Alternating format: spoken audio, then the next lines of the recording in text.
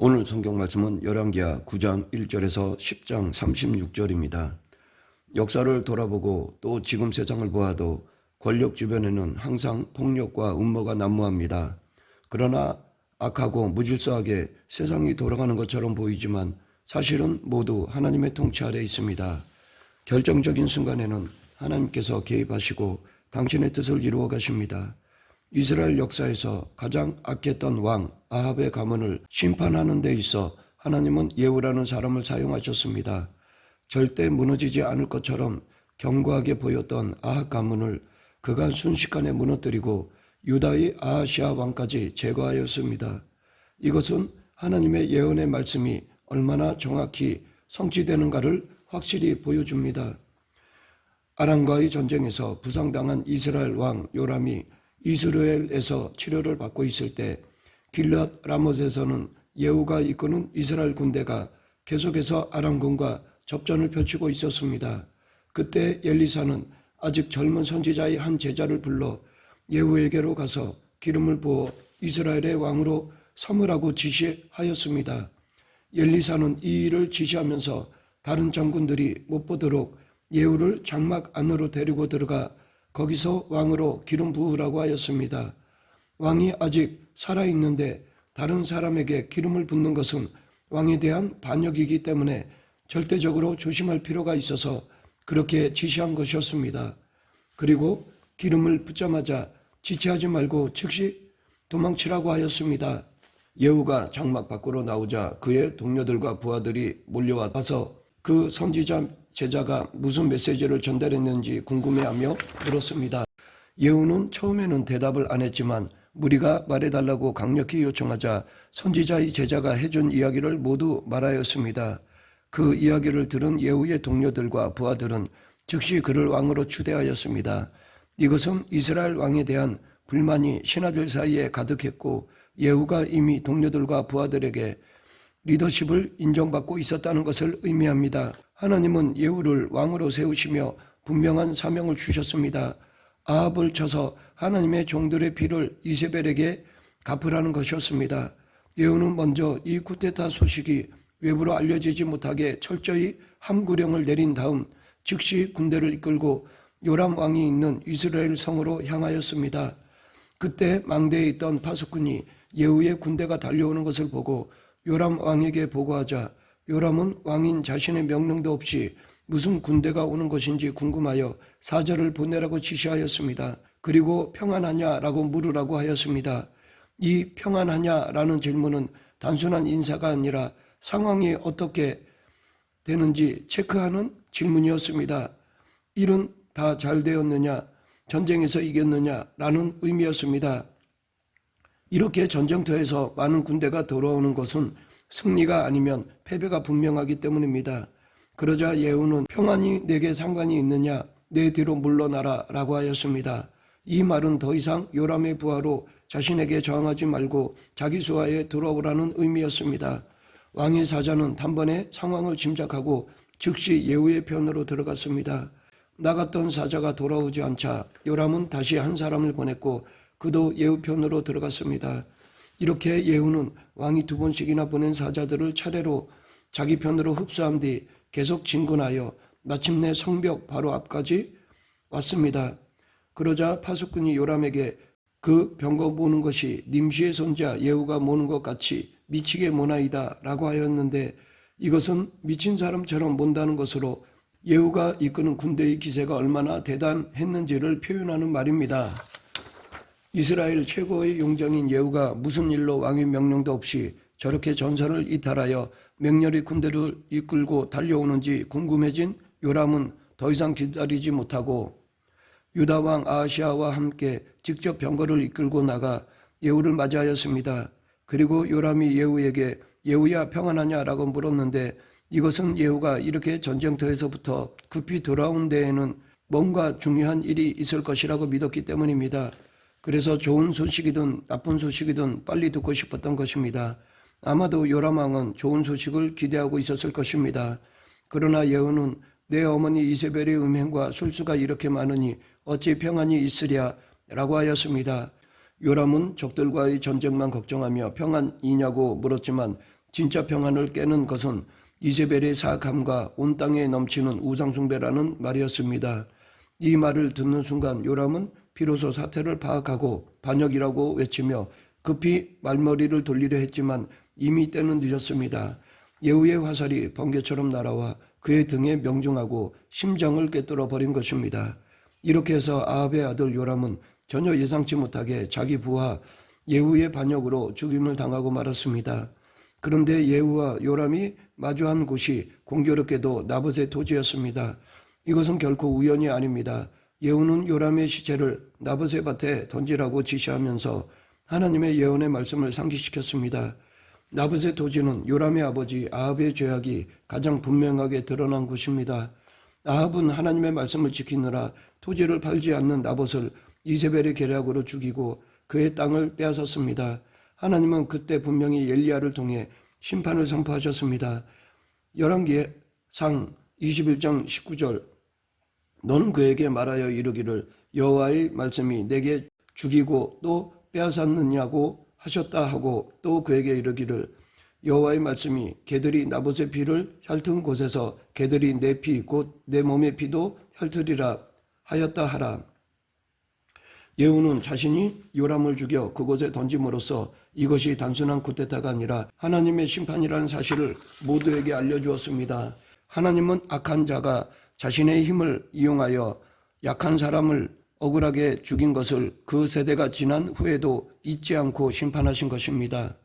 그러므로 우리도 지금 당장 하나님의 공의가 이루어지지 않는다고 답답해하거나 실망할 것이 없습니다.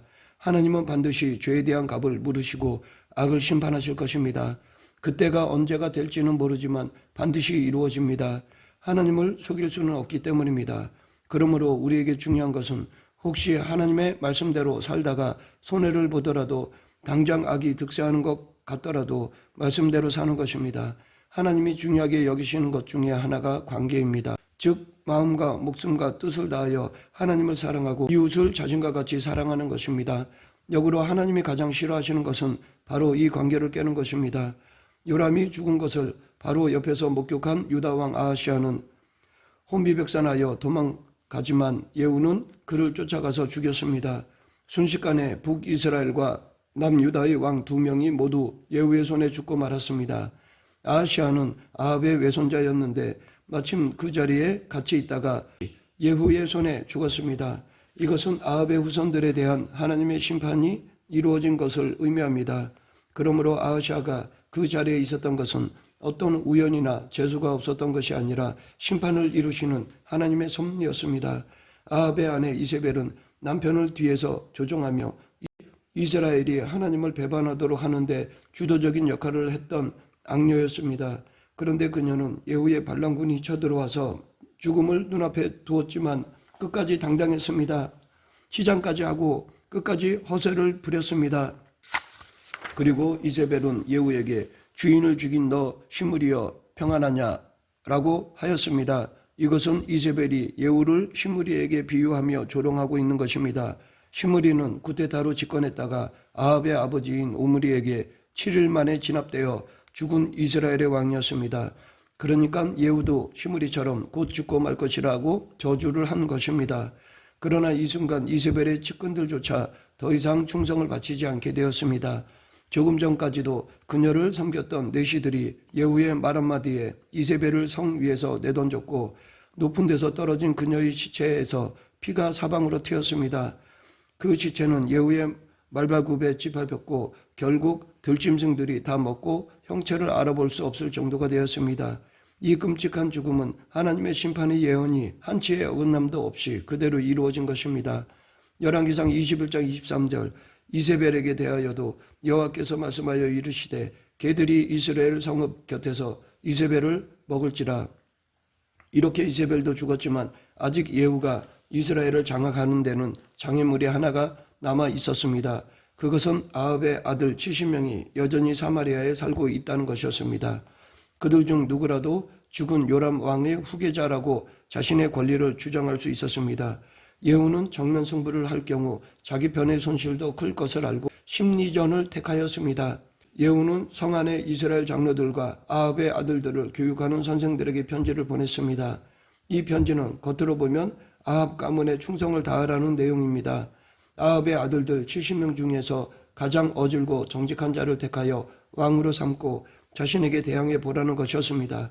하지만 사실상 이 편지는 이미 대선은 기울었는데 괜히 아합의 아들들을 끝까지 편들면 그들과 함께 비참하게 망할 것이니 알아서 처신하라는 경고였습니다.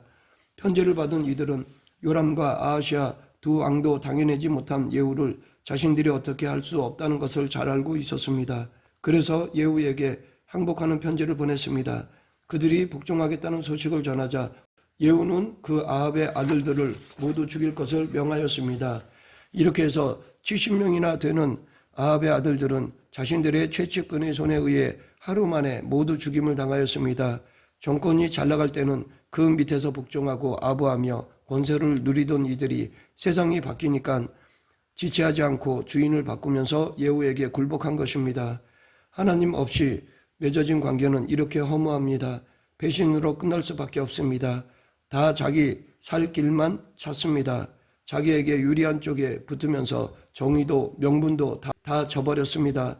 이런 것이 하나님 없이 하나님 밖에서 맺어진 인간관계의 실체입니다. 그런데 아무리 하나님을 믿는 사람끼리 모이더라도 그것이 믿음으로 하는 교제가 아니라 그냥 인간적인 만남이라면 언제든지 이런 식으로 허무하게 끝날 수 있습니다.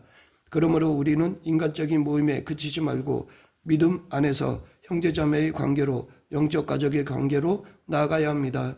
예후는 아합의 아들들의 머리를 문 어귀에 달게 했는데 이것은 단순히 자신이 반역을 일으킨 것이 아니라 하나님의 예언의 성취라는 것을 선포하는 것이었습니다. 그 후 유다왕 아하시아의 형제들이 사마리아로 가는 예후와 만났습니다. 이들은 이스라엘에서 일어난 예후의 쿠데타에 대해 전혀 모르고 있었던 것으로 보입니다. 그래서 자신들의 신분을 예후에게 그냥 말해주었는데 그것으로 그들은 끝이었습니다. 북이스라엘의 아합 왕조가 심판당하는 과정에서 그들과 동맹을 맺은 남유다의 아하시아 왕조까지 모두 멸망당하였습니다. 이것도 하나님의 섭리이며 이미 오래전에 예언하신 말씀의 성취였습니다. 이처럼 악한 사람의 권력의 맛을 함께 보기 위해 거기에 붙어 있게 되면 악한 자가 심판을 받을 때 함께 심판의 불똥이 튀게 됩니다. 악한 자들과 함께 하면서도 나는 악을 행하지 않았다라고 하는 것은 무의미합니다. 악한 자와 함께한 것이 곧 악이기 때문입니다. 그래서 다윗은 시편 141편 4절에서 내 마음이 악한 일에 기울어 죄악을 행하는 자들과 함께 악을 행하지 말게 하시며 그들의 진수성찬을 먹지 말게 하소서라고 기도하였던 것입니다. 아합 가문에 대한 심판을 마무리한 예후는 계속해서 이스라엘의 종교적 죄악에 대한 심판을 실행하였습니다. 대개 반란을 통해 정권을 잡은 자들은 나름대로 정통성을 확보하고 백성들의 마음을 얻기 위해 기존의 종교를 더욱 부흥하게 만들고 큰 제사를 벌이며 음식을 백성들에게 나눠주는 것이 관례였습니다. 그래서 사마리아의 바알 숭배자들은 새로운 정권을 일으킨 예후의 속임에 빠졌습니다. 예후는 입구를 모두 막고 80명의 무사들을 시켜 바알 숭배자들을 모조리 죽였습니다. 전무후무한 대학살이 벌어졌고 바알 숭배자들은 씨가 말렸습니다. 또한 바알의 신당에서 목상을 가져다가 불사르고 신당을 헐어 변소로 만들었습니다. 고대 중동에서는 신전을 다시 재건할 때 반드시 원래 있던 곳을 찾아가 거기에 다시 세웠습니다. 그래서 예후는 그곳을 변소로 만들어 더 이상 신전을 재건하지 못하게 한 것이었습니다. 예후는 그만큼 철저히 바알 숭배를 제거하였습니다. 아합과 이세벨과 바알의 선지자들과 제사장들은 모두 잔인했고 술수에 능했습니다. 그런 그들을 심판하는 일에 하나님은 그들보다 더 저돌적이고 잔인하고 집요하며 술수에 능한 예후를 사용하신 것입니다. 사실 예후는 그렇게 선한 사람이 아니었습니다. 그러나 하나님은 그런 그를 사용하셨습니다. 세상의 역사를 보면 이러한 것들을 보게 됩니다. 성령 충만하거나 거룩한 사람은 아니지만 세상적 능력이 뛰어난 사람들이 있습니다. 그들은 비정하고 잔혹한 일도 하면서 이를 추진해 나가는 능력이 있습니다. 하나님은 그런 사람도 쓰셔서 역사의 또 다른 악을 심판하고 바로잡아 나가기도 하십니다. 예후가 바로 그런 사람이었습니다. 그는 바알 숭배자의 잔재를 뿌리 뽑는 일에 철저했습니다. 그러나 그러한 예후도 여로보암 이후 계속 있어온 베델과 단의 금송아지는 제거하지 않았습니다. 예후도 베델과 단의 금송아지가 하나님의 뜻에 어긋난다는 것을 알고 있었지만 사람들이 예루살렘으로 제사하러 갈 경우 그들이 남유다에 흡수될지도 모른다는 위협을 느꼈기 때문에 베델과 단의 금송아지를 그냥 두고 권력을 강화하려 했던 것입니다. 결국 예후는 하나님을 향한 열심을 품고 바알 숭배를 없앴지만 그것은 어디까지나 옛 정권의 잘못을 드러내어 자기에게 유리하게 만들 수 있었기 때문입니다. 이 계획이 자신의 이익에 어긋난다고 판단될 때부터 그는 철저히 자기중심적이 되었고 하나님의 뜻에 어긋났습니다. 그 결과 예후는 왕권을 보장받기는 했지만 통치하는 내내 아람 왕 하사엘의 공격이 계속되었고 북이스라엘의 많은 영토가 이방인의 손에 넘어가게 되었습니다. 이 사건은 하나님을 온전히 섬기지 않으면 결코 완전한 평안과 번영이 올 수 없음을 보여줍니다. 예후의 개혁은 대단했지만 그것은 칼과 술수에 의한 정치적인 개혁이었습니다. 하나님의 말씀을 기초로 하지 않은 개혁은 완전할 수 없습니다. 영적 개혁의 최종 목표는 외적인 우상을 제거하는 것에 그치지 않고 온전히 하나님의 말씀으로 돌아가는 것입니다. 말씀을 맺겠습니다. 하나님의 메시지를 예후에게 전달하자 순식간에 그 강대한 아합 왕조가 무너져 내렸습니다. 하나님께서 한 번만 움직이시면 역사는 이렇게 하루아침에 바뀔 수 있습니다. 이 세상을 보면 여전히 악이 판을 치고 있고 악한 자들이 권력을 잡아 그들의 뜻에 따라 세계가 움직이는 것처럼 보입니다. 그러나 하나님의 때가 되면 분명히 악한 세력은 무너져 내릴 것입니다. 그러므로 우리는 늘 하나님의 편에 서 있어야 합니다. 우리 모두 하나님 편에 서 있는 성도가 되길 간절히 축원합니다. 기도하겠습니다. 생사와 화복을 주관하시는 하나님 아버지, 악이 득세하고 판칠지라도 하나님의 의는 반드시 승리함을 믿고 오직 예수 그리스도만 따르는 성도가 되게 하여 주시옵소서. 예수님 이름으로 기도드립니다. 아멘.